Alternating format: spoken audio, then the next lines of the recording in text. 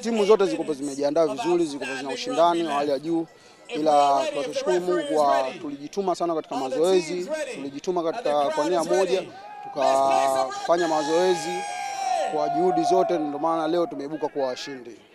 Mchuano ulikuwa ni baina timu nyingi tofauti ambazo kutoka Kenya na hapa Tanzania, ila mchuano ulikuwa na changamoto nyingi, ila lazima tupambane na hizo changamoto ili tuweze kushinda, na ndio hivi mpaka unavyotuona tumepata ushindi. Timu yetu inatokea Tanga kwa kifupi, na ilianza toka mwaka 2020 na mpaka sasa hivi natimiza miaka 6. Tumeshiriki michuano mingi tofauti tofauti, tunaishia kwenye nusu, tunaishia kwenye mtoano, ila kadri tunavyokuja tunaangalia tumekosea wapi, tukirudi tunarekebisha, tuna video basi tunaangalia, then tunakuja tunalifanyia marekebisho, ndio mpaka hivi leo hii tumekamata ushindi, tunashukuru Mungu. This is the biggest tournament we have in Dar es Salaam.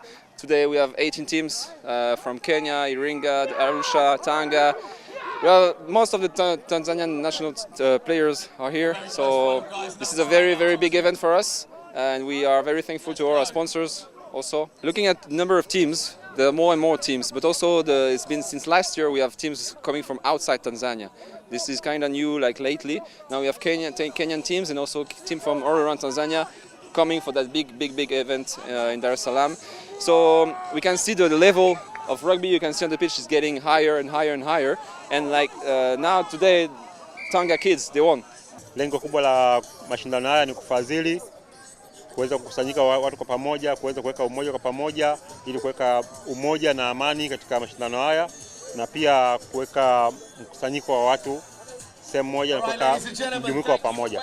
Michuano toka imeanza mpaka inamalizika imekuwa vizuri, mpaka tunaanza kumpata bingwa mpatikana kwa amani pasipo ugomvi wowote ule. Tunaomba kwa miaka mingine au siku zingine za mbele zijazo aweze kupatikana muda mwingine kufadhili mashindano haya ili aweze kupiga hatua toka tulipoanza sisi na kusogea hatua ya mbele inayofuata.